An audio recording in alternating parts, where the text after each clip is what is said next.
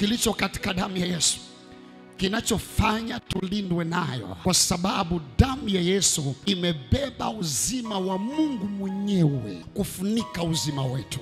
Ndani ya damu ya Yesu kuna uzima wa Mungu mwenyewe kufunika uzima wetu.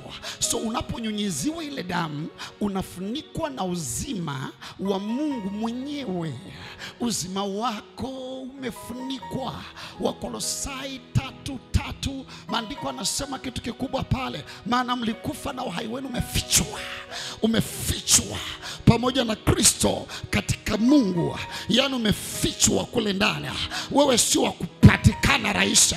Wakati unanyunyiziwa damu, unafunikwa. Kwa nini damu? Ukisoma katika Mambo ya Walawi 17:11, Mambo ya Walawi 17:11, maandiko yanasema kwa kuwa uhai wa mwili katika hiyo damu. Yani damu inabeba uhai wa mwenye damu, na kama ni damu ya Yesu imebeba uhai wa Mungu mwenyewe.